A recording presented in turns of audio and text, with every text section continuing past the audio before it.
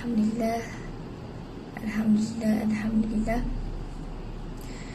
Tuan-puan yang saya muliakan oleh Allah Subhanahu Wa Taala, pertama lagi kita dalam majlis ilmu, sebagaimana Nabi kata, bila kita dalam majlis ilmu ini disebut sebagai Rawdatul Jannah, yakni di dalam taman-taman syurga Allah Subhanahu Wa Taala. Bagaimana Nabi berpesan kepada kita memperbanyakkan berdoa di dalam majlis ilmu, dan saya doa kita dikabulkan oleh Allah Subhanahu Wa Taala. Doa yang baik-baik, mudah-mudahan kita dapat benda yang baik-baik, insya-Allah. Tuan-puan yang dirahmati oleh Allah Subhanahu Wa Taala, di antara nikmat yang terbesar di sisi Allah Subhanahu Wa Taala tidak lain dan tidak bukan adalah nikmat iman dan juga nikmat Islam. Kerana dengan Islam, agama yang diredai dan diterima oleh Allah Subhanahu Wa Taala. Hanya dengan Islam seseorang hamba itu selamat di dunia dan juga selamat di akhirat. Sebagaimana Allah Subhanahu Wa Taala berfirman dalam surah Ali Imran ayat yang ke-19. Allah kata apa? Bismillahirrahmanirrahim. Inna ad-dina indallahi Islam. Sesungguhnya agama yang diredai di sisi Allah Subhanahu Wa Taala tidak lain dan tidak bukan hanyalah agama Islam semata-mata. Ya, tidak ada agama lain selain daripada Islam. Oleh itu, tuan-puan yang dirahmati oleh Allah Subhanahu Wa Taala, marilah sama-sama kita meningkatkan lagi ketakwaan kita kepada Allah Subhanahu Wa Taala dengan bersungguh-sungguh melaksanakan dan meninggalkan segala larangan Allah Subhanahu Wa Taala.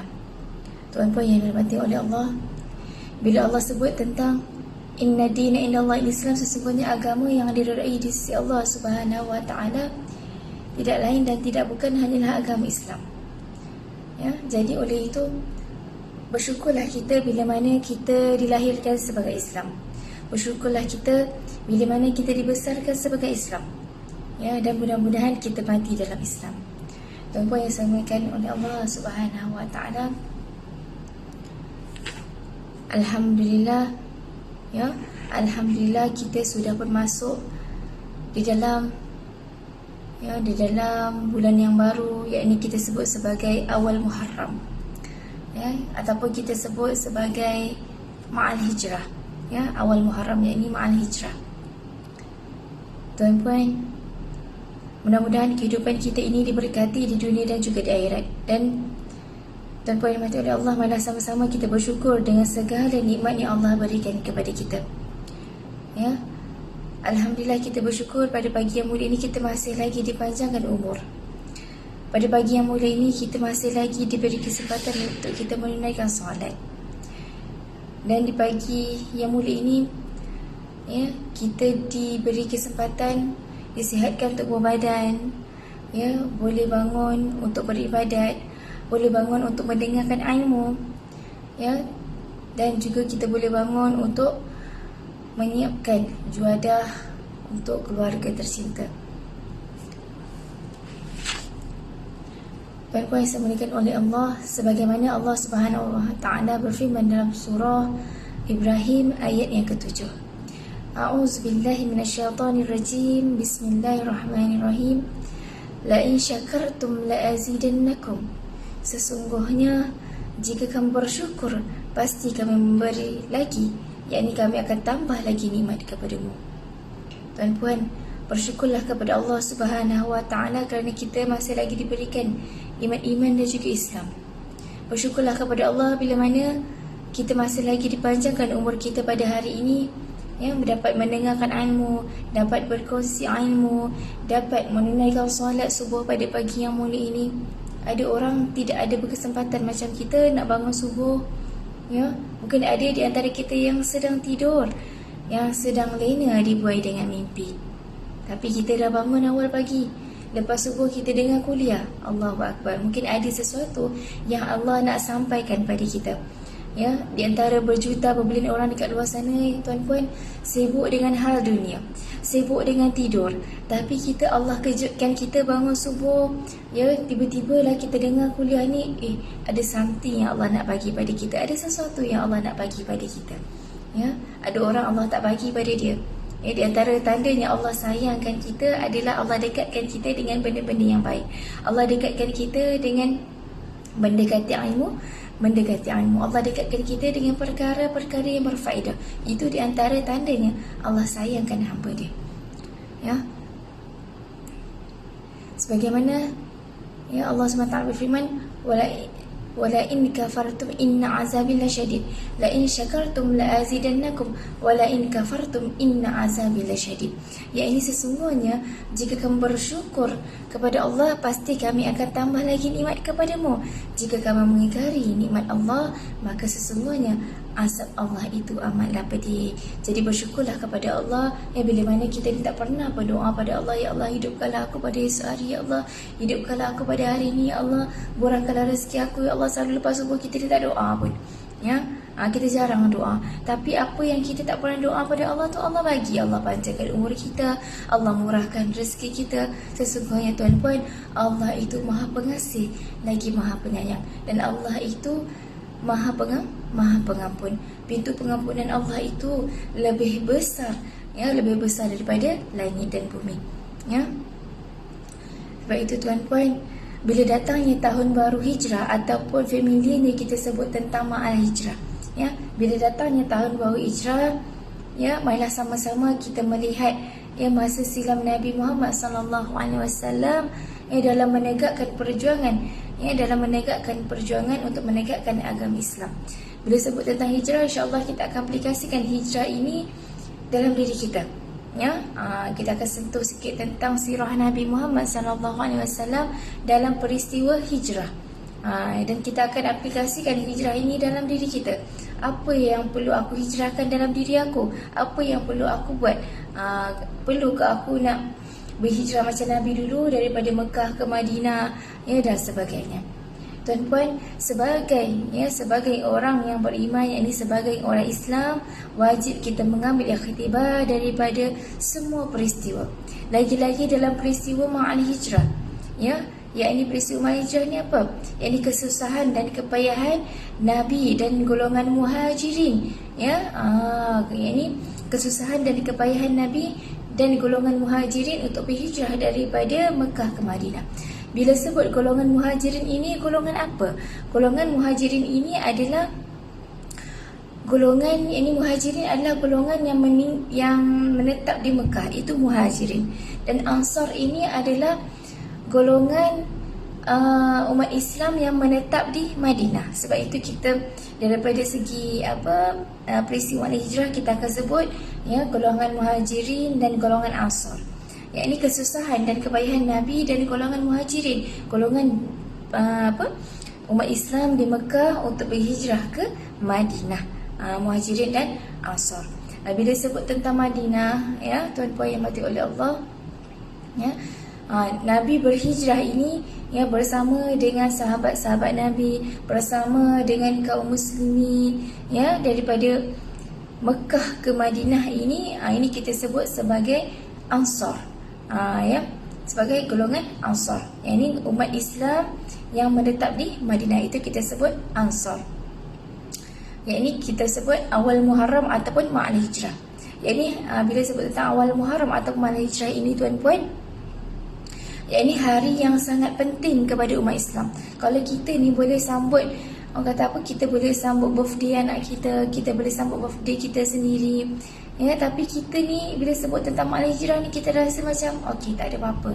Ya, sesungguhnya ma'al hijrah ini ataupun awal Muharram ini adalah hari yang sangat penting kepada umat Islam, hari yang sangat penting kepada kita sebagai umat Islam. Kita kena ambil iktibar. Oh, bila masuk awal Muharram, ma'al hijrah, kita kena tahu bahawasanya ada sirah di sebalik itu. Apa yang perlu kita, orang kata, apa yang perlu kita teladani daripada sirah tersebut. Ya, kemudian awal Muharram atau ma'al hijrah ini adalah permulaan tahun baharu kepada kepada umat Islam. Ini permulaan tahun yang baru, bukan tahun yang kedua, bukan tahun yang ketiga, bukan tahun yang terakhir. Bila disebut tentang Ma'al Hijrah ataupun awal Muharram, ini adalah permulaan tahun baru, buka buku baru, buka buku baru kepada kita umat Islam. Yang ni kalau kita perasan, bila nak masuk awal Muharram, sebelum masuknya awal Muharram, kita ada baca doa akhir tahun, kita ada baca doa awal tahun. Itu yang disebutkan sebagai awal Muharram ataupun Ma'al Hijrah. Kemudian bila sebut tentang Ma'al Hijrah, ini merupakan satu peristiwa untuk memperingati Nabi Muhammad sallallahu alaihi wasallam, yakni penghijrahan Nabi daripada kota Mekah ke kota Madinah. Biasanya kalau kita ni zaman kanak-kanak kita dulu, zaman anak-anak kita dulu, bila masuknya peristiwa Ma'al Hijrah, kita ni dekat sekolah selalulah kan, kalau ke sekolah agama, sekolah kebangsaan, buat apa? Buat pertandingan nasyid. Pertandingan nasyid nyanyi lagu Muharram. 1 Muharram detik permulaan perkiraan tahun Islam hijrah, perpindahan Nabi dan umat Islam dari kota Mekah ke kota Madinah. Bila kita sebut tentang 1 Muharram ni, maka kita akan ingat lagu 1 Muharram. Maka kita ingat lagu 1 Muharram. Yang ini Nabi kata apa lagi? 1 Muharram ini atau Ma'al Hijrah ini adalah penghijrahan. Ini hijrah ini satu pengorbanan, hijrah ini satu perjuangan, hijrah ini satu persaudaraan, dan hijrah ini membentuk perpaduan. Ini bila mana kita baca ataupun kita nyanyi lagu 1 Muharram, ia juga berkaitan dengan sirah Nabi Muhammad sallallahu alaihi wasallam, yakni perpindahan ataupun penghijrahan Nabi dan umat Islam dari kota Mekah ke kota Madinah. Dulu Madinah ni tak sebut Madinah, dia sebut Yathrib.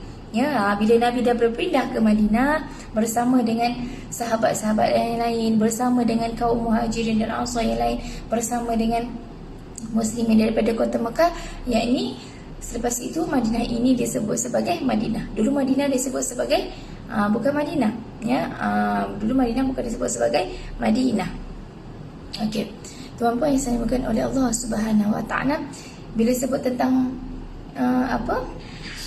Madinah ataupun Mekah ini, bila kita buka Al-Quran, perasan tak bila kita buka Al-Quran, ada tulis dekat situ surah Makiyah, ada tulis dekat situ surah Madaniyah. Apa kaitan dengan surah Makiyah dengan Madaniyah ni? Okey, sebab itu sebelum Nabi berhijrah ke Madinah, waktu Nabi berada di Mekah pada waktu itu, tuan-puan, banyak surah yang diturunkan di Mekah. Banyak surah yang diturunkan di Mekah. Di antaranya adalah surah Ad-Duha, Wad-duha wal-laili idza saja, ma wadda'aka rabbuka wa ma qala, sampai akhir, ila akhir ayat.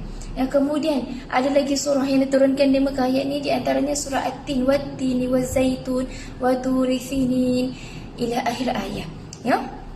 Maksudnya apa? Bila dikatakan surah Makiyah, bila kita buka Al-Quran, kita tengok, okey, banyak surah diturunkan dekat Mekah, banyak surah yang diturunkan di Madinah. Bila mana Allah SWT turunkan surah itu di Mekah, maknanya Allah turunkan surah itu untuk apa? Untuk masyarakat di Mekah. Di antaranya surah Duha, surah At-Tin, dan banyak lagi surah-surah yang lain. Sebab itu bila kita buka Al-Quran, kita nampak, okey, surah Duha ini ditulis kat atas tu surah Makiyah. Rupanya surah Makiyah ini adalah surah yang diturunkan di Mekah. Yang ini Allah tujukan surah ini kepada masyarakat Mekah pada waktu itu. Okey, kemudian bila kita buka Al-Quran lagi, tiba-tiba kita nampak, surah ini Allah tulis surah ini dinamakan surah Madaniyah. Bermakna surah ini diturunkan di mana? Bermakna surah ini diturunkan di Madinah. Surah Madaniyah bermakna surah ini Allah tujukan kepada masyarakat di Madinah. Sebagai contohnya, surah yang diturunkan di Madinah juga terlalu banyak. Di antaranya surah apa? Surah Al-Zalzalah, kemudian yang kedua adalah surah Al-Bayyinah dan sebagainya. Jadi rajin-rajinlah buka Al-Quran, rajin-rajinlah baca Al-Quran, dan rajin-rajinlah tengok dekat atas tu. Tengok dekat atas, rupanya surah ni diturunkan dekat mana? Bila sebut tentang Makiyah, bermakna surah itu diturunkan di Mekah.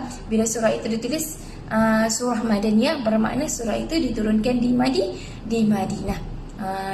Dan bila Allah turunkan surah itu di Madinah, bermakna surah itu ditujukan kepada apa?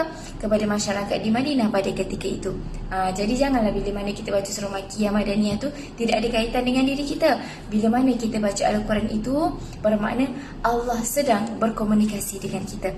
Sebab itu tuan-puan, bila mana kita sedang solat, kita sedang membaca Al-Quran, ingatlah bahawasanya Allah sedang berkomunikasi dengan kita. Allah sedang berkata-kata dengan kita. Perasan tak bila kita buka Al-Quran kan? Kadang-kadang kita buka Al-Quran, kita baca maksud dia. Tiba-tibalah dekat situ kita terbaca ayat bila mana Allahu yuhibbul muhsinin, Allahu yuhibbus sabirin. Bila kita baca, sesungguhnya Allah itu bersama dengan orang-orang yang sabar. Sesungguhnya Allah suka kepada orang yang sabar. Sesungguhnya Allah suka kepada orang yang melakukan kebaikan. Allah yuhibbul muhsinin. Allah suka kepada orang yang melakukan kebaikan. Tiba-tibalah kita baca Al-Quran, tiba kita baca makna dia. Oh, rupanya kat sini Allah sedang komunikasi dengan kita. Mungkin ada yang berkaitan dalam hidup kita pada waktu tu, mungkin kita sedang diuji dan sebagainya. Tiba-tiba Allah tulis kat situ, Allah sukakan orang yang bersabar. Allah sukakan orang yang bersabar. Allah sukakan orang yang suka melakukan kebaikan dan sebagainya. Dan sebagainya. Bila kita baca Quran, kita baca maknanya, rupanya Allah nak bagi tahu aku bahawasanya Allah bersama dengan aku. Bila aku sedih, Allah bersama dengan aku. Bila aku diuji, Allah juga bersama dengan aku. Allah tak pernah lupakan aku. Aku yang selalu lupakan dia. Allah tak pernah lupakan aku sekalipun. Bila kita baca Al-Quran, rajin-rajinkan untuk kita tadabbur Al-Quran. Rajin-rajinkan diri kita untuk tadabbur Al-Quran. Rajin-rajinkan diri kita untuk apa? Untuk membaca makna dalam Al-Quran dan aplikasikan benda itu dalam diri kita, dalam kehidupan kita. Kemudian tuan-puan, kita sambung lagi. Peringkat awal berdakwah Nabi Muhammad SAW bila sebut tentang sirah. Sirah makna hijrah ini, yakni peristiwa yang sangat penting kepada umat Islam. Bila sebut tentang sirah makna hijrah, kita pergi kepada peringkat awal. Peringkat awal dakwah Nabi Muhammad SAW.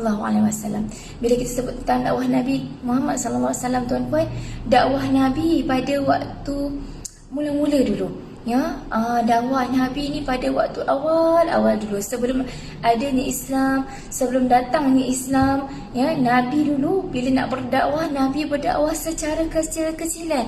Nabi tak macam kita. Nabi tak berdakwah macam kita sekarang ni. Kita boleh berdakwah dalam apa? Dalam televisyen, kita boleh berdakwah dalam Facebook, kita boleh berdakwah dalam TikTok, kita boleh berdakwah dalam Instagram dan sebagainya. Banyak aplikasi untuk kita berdakwah. Tapi dulu cara Nabi nak sampaikan Islam pada kita tak macam sekarang. Dulu pada awal-awalnya bila Nabi nak berdakwah, tuan-puan, Nabi berdakwah secara kecil-kecilan. Nabi berdakwah secara sembunyi-sembunyi. Nabi berdakwah secara sorok-sorok. Ini bila Nabi nak berdakwah dulu, tuan-puan, Nabi tak berdakwah secara terang-terangan macam kita. Kita ni boleh buka lampu, boleh buat live dan sebagainya. Dulu zaman Nabi nak berdakwah kena sorok-sorok, kena tutup lampu. Supaya apa? Supaya masyarakat Mekah pada waktu tu tak tahu. Supaya apa? Pembesar Mekah pada waktu tu tak tahu. Sebab bila mana pembesar Mekah tahu Nabi nak berdakwah, Nabi nak sebarkan Islam, maka Nabi akan dibunuh. Siapa yang memeluk Islam pada waktu itu akan dibunuh. Lalu Nabi sampaikan dakwah juga, tapi Nabi sampaikan secara apa? Secara berperingkat-peringkat. Nabi sampaikan dakwah secara sembunyi-sembunyi. Yang pertama sekali, Nabi nak berdakwah kepada siapa?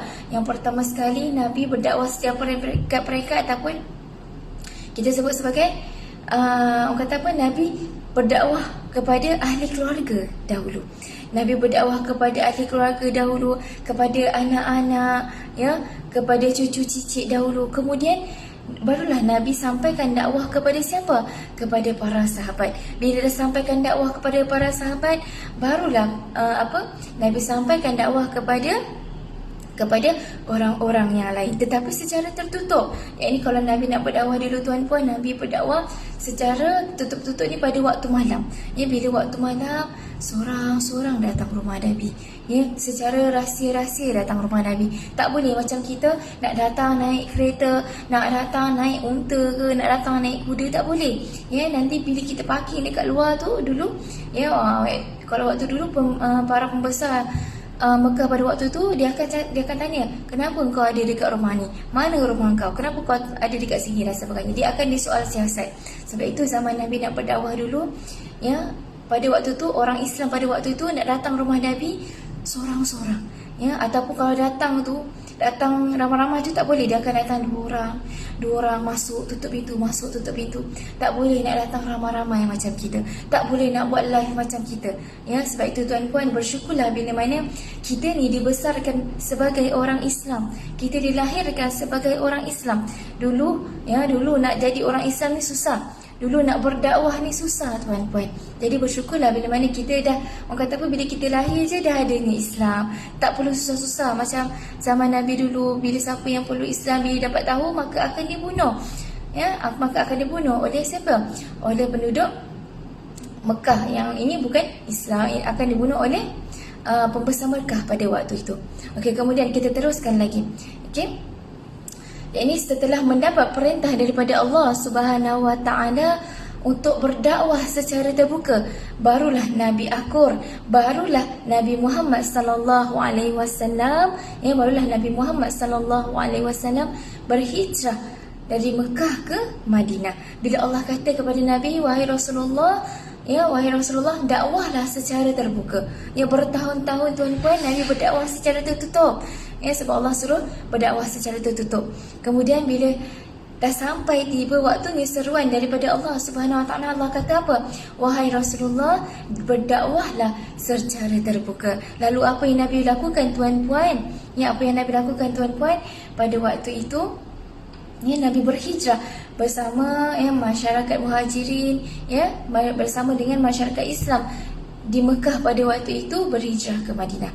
Okey, bila kita sebut tentang bangsa Quraisy tuan-puan, bangsa Quraisy ini adalah bangsa bila mana kita sebut tentang bila kita dekat sekolah dulu lah kan, sekolah dulu kita diwar-warkan tentang bangsa Quraisy ini adalah bangsa yang sangat kejam, yakni bangsa yang membenci umat Islam sehingga menyeksa umat Islam dengan teruk. Bila kita tahu kan tuan-puan, kalau kita sekolah dulu lah kan, ustaz-ustaz kita ceritakan kepada kita, orang Quraisy ni dulu bila umat Islam nak solat dekat depan Kaabah, biasanya bila Nabi nak solat depan Kaabah, maka mereka ni tak suka Islam, mereka ni benci Islam. Lalu bila mana ada orang Islam yang solat di depan Kaabah, maka akan dipulaukan, maka akan disiksa. Bila Nabi tuan-puan, bila Nabi nak solat pada waktu itu depan Mekah, depan Kaabah, Nabi sujud, diletakkan batu yang besar di atas badan Nabi, di atas tubuh badan Nabi.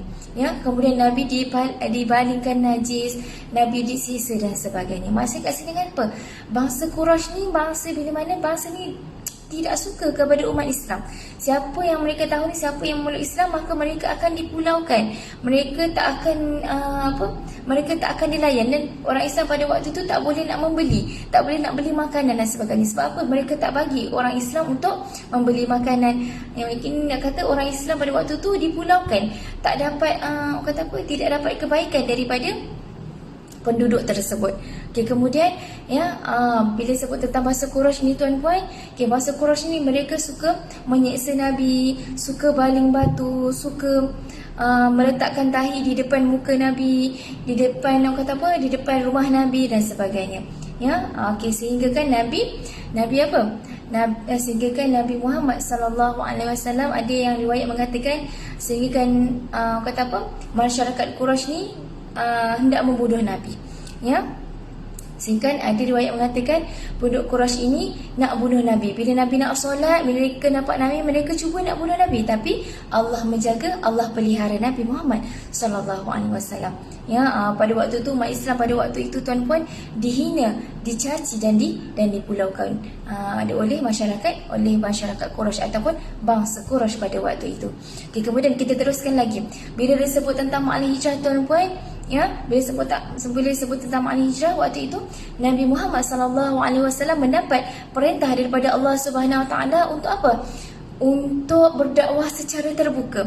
Bila mana Nabi mendapat perintah oleh Allah untuk berhijrah ataupun untuk berdakwah secara terbuka, Nabi membuat keputusan untuk berhijrah daripada Mekah ke Madinah secara senyap-senyap, ataupun tengah malam, secara tengah malam, Nabi dan golongan muhajirin pada waktu itu keluar daripada Mekah dan pergi ke Madinah, pergi ke Madinah, lalu celah-celah bukit, lalu celah-celah gunung dan sebagainya untuk sampai ke Madinah berbulan-bulan, bukan satu hari. Kita ni kalau nak pergi ke satu tempat, naik kereta 1 hari dah sampai, naik flight orang kata apa, 1 hari dah boleh sampai, 2 hari dah boleh sampai, tapi Nabi nak berhijrah ke Mekah, dari Mekah ke Madinah, orang kata apa, mengambil masa yang sangat lama.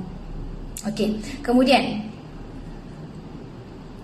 tuan-puan, bila mana Nabi nak berhijrah ke Madinah pada waktu itu, Nabi suruh umat Islam pada waktu itu semua keluar dulu, tapi secara rahsia-rahsia, secara rahsia. Bila mana semua umat Islam dah keluar daripada Mekah, barulah Nabi orang yang terakhir meninggalkan Mekah. Kemudian bila Nabi nak keluar daripada rumah, Nabi minta Sayyidina Ali, Nabi minta Sayyidina Ali alaihissalam, minta Sayyidina Ali untuk tidur di atas katil Nabi, sebab Nabi tahu esok paginya mesti orang Quraisy akan cari Nabi, dan nak bunuh Nabi. Lalu bila Nabi nak keluar rumah, Nabi minta Sayyidina Ali ini untuk menggantikan tempat tidur Nabi. Bila Sayyidina Ali menggantikan tempat tidur Nabi, pada keesokan paginya tuan-puan, pada keesokan paginya, pada waktu itu bangsa Quraisy terus datang dekat rumah Nabi, ketuk-ketuk pintu Nabi tak buka, tapi mereka terus ceroboh rumah Nabi, dan mereka ingat atas katil itu adalah Nabi Muhammad sallallahu alaihi wasallam. Bila mereka nak bunuh Nabi pada waktu itu, kemudian tiba-tiba Ali bangun dan buka selimut pada waktu itu, dan bangsa Quraisy pada waktu itu sangat terkejut dan sangat marah. Sebab apa? Mereka ingat atas katil itu adalah Rasulullah sallallahu alaihi wasallam. Mereka ingat atas katil itu adalah Nabi Muhammad sallallahu alaihi wasallam, tapi rupanya adalah Sayyidina Ali. Allahu akbar. Nak katakan tuan-puan dekat sini, Allah Subhanahu wa taala pelihara Nabi. Maksud kat sini Ali tidak dibunuh. Maksud kat sini Nabi selamat. Dan pada waktu itu bangsa Quraisy ini, pembesar Quraisy, dia bagi tahu siapa yang dapat berjumpa dengan Rasulullah, dapat bunuh dia, maka aku akan kayakan dia. Aku akan beri dia ramai perempuan.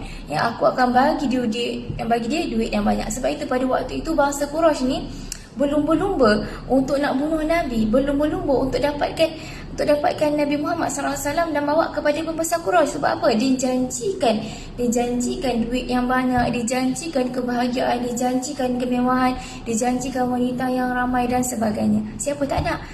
Jadi mereka ni berlumba-lumba untuk dapatkan Rasulullah SAW untuk memberikan kepada pembesar Quraisy. Jadi mereka tak dapat.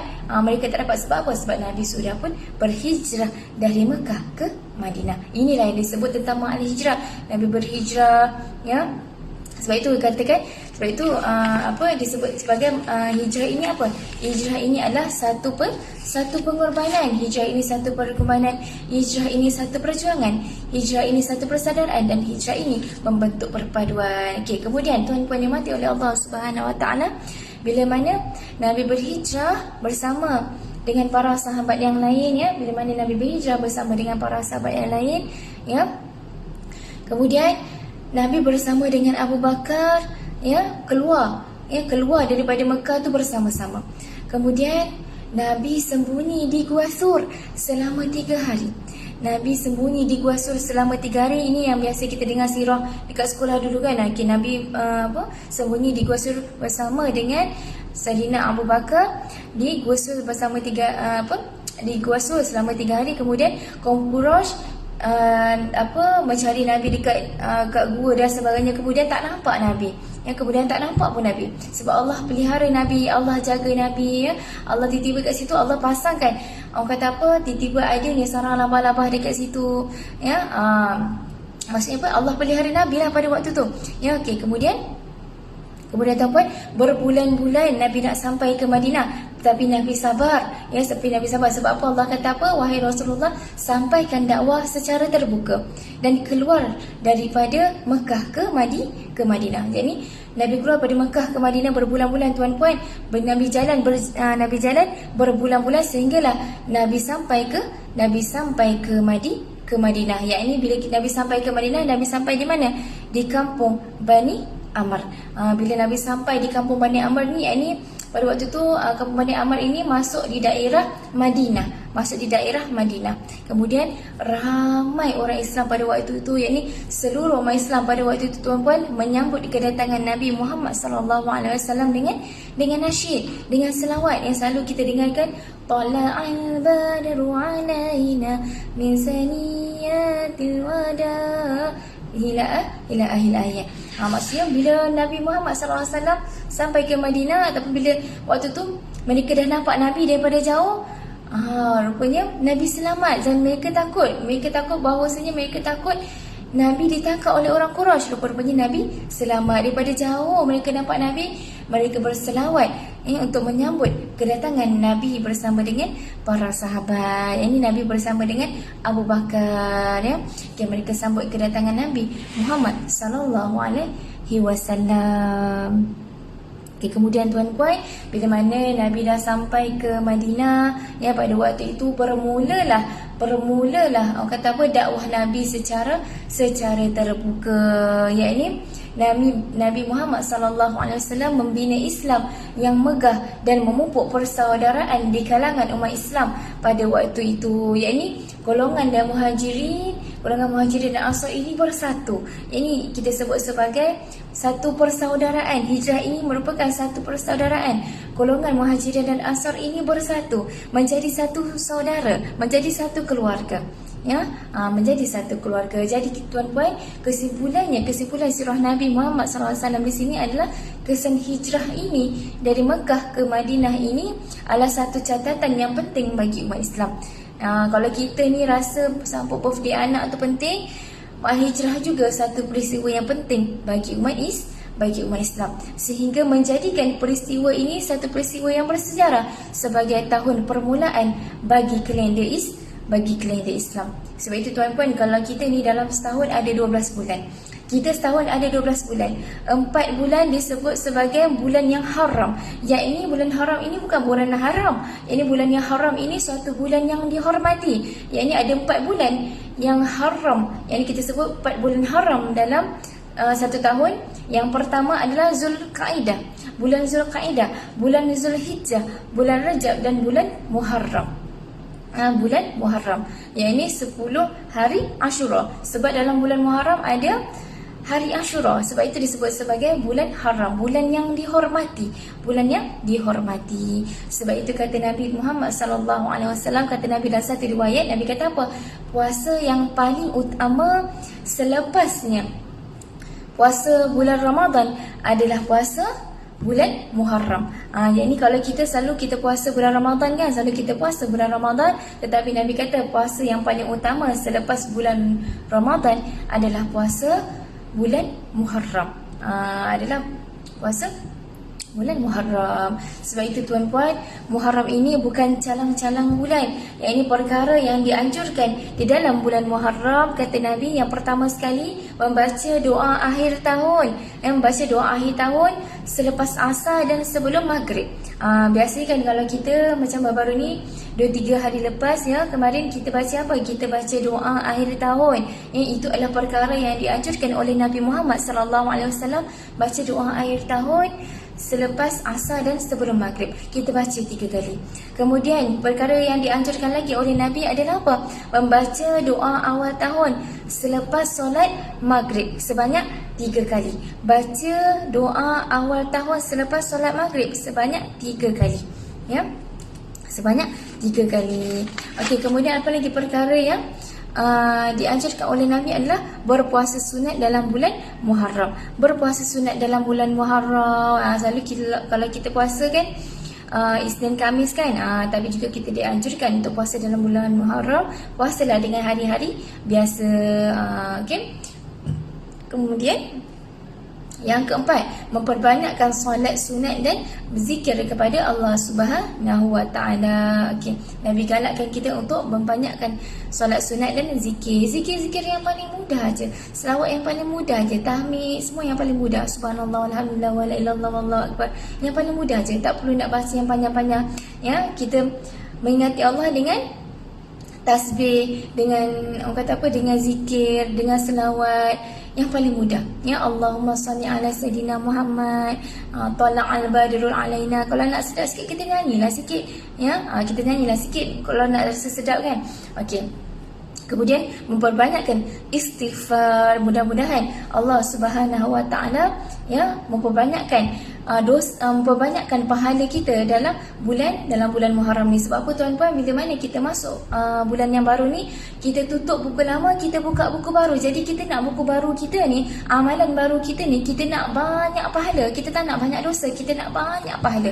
Jadi pembukaan buku baru ni, yakni awal Muharram ini, yang kita banyakkan ibadah kita kepada Allah Subhanahu wa taala dengan memperbanyakkan mengingati Allah Subhanahu wa taala. Jadi tuan-puan yang dirahmati oleh Allah,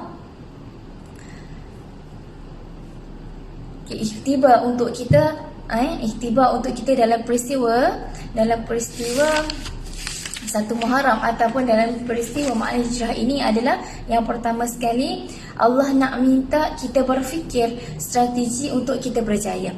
Ya, apa kaitan Ma'al Hijrah ni dengan diri kita? Kita kena aplikasikan dalam diri kita. Yang pertama adalah Allah nak minta kita ni berfikir. Allah nak minta kita berfikir ini strategi untuk kita berjaya. Ya, ibaratnya contohnya, bila kita nak berjaya, kita kena ada strategi. Bila kita nak buat satu keputusan, kita kena ada strategi. Bila kita nak buat sesuatu, kita kena ada strategi. Allah suruh kita berfikir. Macam Nabi lah, Nabi berfikir macam mana strategi nak keluar daripada Mekah ke Madinah. Strategi Nabi keluar daripada Mekah ke Madinah pada waktu pagi, ya, pada waktu orang tengah tidur, supaya orang Quraisy tak dengar. Jadi strategi Nabi itu berjaya. Jadi untuk aplikasikan dalam diri kita, Allah minta kita berfikir strategi untuk kita berjaya. Bagaimana kita nak berjaya dalam hidup kita, kita kena fikirlah strategi untuk diri kita. Itu yang pertama. Kemudian iktibar untuk kita.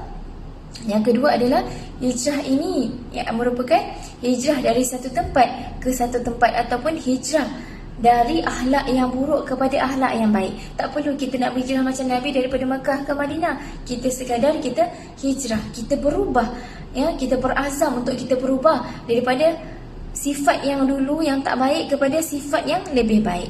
Contoh, dulu kita ni orang yang susah nak solat. Jadi bila masuk tahun baru, ya, bila masuk tahun yang baru, bulan yang baru, ya, awal Muharram ini ataupun Ma'al Hijrah ini, kita nak berhijrah. Ya, Nabi dulu berhijrah cara lain, kita berhijrah cara lain lah. Kita berhijrah untuk berazam untuk jadi orang yang lebih baik. Kita berhijrah untuk jadi orang yang lebih baik. Dulu aku ni jenis orang yang suka lambatkan solat, tapi sekarang kita kena berhijrah untuk jadi orang yang rajin solat. Solat di awal waktu, banyak bersedekah dan sebagainya. Mungkin kita dulu orang yang kedekut haji bakil kan, susah nak bersedekah. Maka sekarang ni, tahun yang baru ni, kita kita memperbanyakkan sedekah, kita memperbanyakkan ibadat, banyakkan mendengar ilmu dan sebagainya. Kita jadi orang yang baru. Kita nak hari ini lebih baik daripada semalam. Kita nak tahun ini lebih baik daripada tahun-tahun yang lepas. Jadi berhijrah untuk jadi yang lebih untuk jadi orang yang lebih baik. Kemudian yang ketiga, ikhtibar untuk diri kita adalah bersabar dalam setiap ujian. Walaupun Nabi Muhammad SAW dicaci, dihina, dikeji dan dibaling najis dan sebagainya, lalu Nabi bersabar. Jadi ikhtibar untuk kita memperbanyakkan ataupun memperbanyakkan mengikuti Allah dengan banyakkan bersabar dalam setiap ujian yang Allah berikan kepada kita. Nabi diuji dengan perkara yang sangat besar. Tuan-puan, Nabi diuji dengan ujian yang sangat besar. Kadang-kadang Allah uji kita dengan kehilangan, Allah uji kita dengan kesedihan, Allah uji kita dengan kewangan, Allah uji kita dengan kesihatan dan sebagainya. Banyakkan bersabar dan banyakkan mengasihi Allah Subhanahu wa taala. Mudah-mudahan diri kita menjadi lebih baik, berubah daripada dulu suka buat maksiat kepada berubah untuk jadi orang yang lebih mendekatkan diri kepada Allah Subhanahu wa taala. Dulu kita ni jenis tak suka pergi surau, tak suka pergi masjid. Jadi sekarang ni kita berhijrah untuk dekatkan diri kepada Allah Subhanahu wa taala dengan memperbanyakkan lakukan ibadah dengan pergi surau, pergi masjid, bersedekah dan sebagainya. Yang bersedekah dan sebagainya. Okey. Jadi tuan-puan yang dirahmati oleh Allah Subhanahu Wa Taala, bila sebut tentang sedekah, Nabi anjurkan kepada kita untuk apa? Untuk memperbanyakkan sedekah subuh. Tak perlu pun nak pergi surau ke masjid. Kalau kita pergi surau masjid, sedekahlah sikit, RM1 ke, RM2 ke, RM10 ke, ya, RM100 ke, kita sedekah dekat surau atau masjid. Tapi kalau kita rasa kita tak sempat nak pergi surau, tak sempat nak pergi masjid, ya, dalam kuliah kita ni tuan-puan, ya, dalam kuliah kita ni, kuliah online kita ni, kita boleh apa? Kita boleh transfer RM1 ke, RM2 ke, ya. Paling kurang RM1 ke, RM10 ke, untuk apa? Untuk surah An-Nur. Untuk surah An-Nur fasa 3A. Seremban ni. Bila kita transfer tuan-puan, kita sedekah subuh ni, bagaimana Nabi kata bila kita memperbanyakkan sedekah subuh, ya, rezeki kita ni akan semakin bertambah. Dan bila mana kita sedekah subuh tuan-puan, kita niat pada Allah. Ya Allah, mudah-mudahan bila aku sedekah subuh ni Tuhan, ya Allah, mudah-mudahan bila aku sedekah subuh ni, ya Allah, Kau rahmatilah hidup aku, ya Allah. Kau jadikan keluarga aku keluarga yang bahagia, ya Allah. Kau sihatkanlah anak aku, ya Allah. Bila anak kita sakit, kita banyakkan sedekah. Bila kita diuji dengan kesedihan dan sebagainya, Allah uji kita dengan benda-benda yang kita tak suka, contoh kan, banyakkan bersedekah dan kita niat, ya Allah, mudah-mudahan bila aku sedekah ni, ya Allah, Kau permudahkan segala urusan aku. Ya Allah, ya Tuhanku, Kau jadikan rumah tangga aku rumah tangga yang bahagia di dunia dan juga di akhirat. Jadikan suami aku setia pada aku. Jadikan isteri aku sayangkan aku. Jadikan anak-anak aku anak-anak yang soleh dan solehah. Kita doa, kita minta pada Allah. Bila kita sedekah, kita niat yang baik-baik. Mudah-mudahan kita mendapat yang baik-baik. Ya, mudah-mudahan tuan-puan, apa yang kita sedekahkan pada surau, pada masjid, ya, mudah-mudahan, ya, pahala kita ni digandakan oleh Allah SWT. Sebab apa? Apa yang kita sedekahkan ni tuan-puan, Allah akan gandakan. Ya, yang kalau kita bagi dekat surau masjid ni, mereka bukan gunakan duit tu dengan sebarangan. Mereka gunakan duit tu untuk apa? Untuk pembinaan surau, untuk pembinaan masjid, untuk kuliah-kuliah. Jadi pahala kita tu berterusan. Kita nak pahala yang berterusan untuk kita bawa bertemu dengan Allah untuk kita, bila kita mati nanti. Ingatlah, bila kita mati nanti, kita tak akan bawa harta kita yang banyak. Apa yang kita sedekahkan itulah yang kita bawa bertemu dengan Allah Subhanahu Wa Taala. Nak tahu kita ni kaya ke tidak dekat akhirat nanti, tengok diri kita. Bila mana kita ni orang yang suka bersedekah ke tidak. Bila kita ni orang yang tak suka bersedekah, bermakna kita ni bukanlah orang yang kaya di akhirat nanti. Kalau kita ni orang yang suka bersedekah tuan-puan, bermakna kita lah orang kaya di akhirat nanti. Sebab apa yang kita sedekah itu adalah saham akhirat kita. Duit kita yang dalam bank berjuta-juta, beribu-ribu tuan-puan, itu tidak termasuk di dalam saham akhirat. Yang masuk dalam saham akhirat ini adalah bila mana kita banyakkan bersedekah. Bila mana yang masuk dalam saham akhirat ini, bila mana kita gunakan gunakan duit yang kita ada, gunakan ilmu yang kita ada untuk kita panjang-panjangkan. Itulah yang membawa kepada saham akhirat kita, insya-Allah. Jadi yang baik itu datang daripada Allah, yang kurang itu datang daripada diri saya sendiri. Dan kita dah buka kuliah kita, sama-sama kita tutup kuliah kita dengan tasbih kifarah dan suratul as. Subhanakallahumma bihamdika asyhadu an la ilaha illa anta astaghfiruka wa atubu ilaik. Wal asnal insan nafus illa allazina amanu wa amilus solihati wa tawassaw bil haqq wa tawassaw bis sabr. Amin amin amin ya rabbal alamin. Yang baik itu datang pada Allah dan yang kurang itu datang daripada diri saya sendiri. Insya-Allah kita akan bertemu dalam kuliah kita yang akan datang. Wabillahi taufiq wa hidayah. Wassalamualaikum warahmatullahi taala wabarakatuh.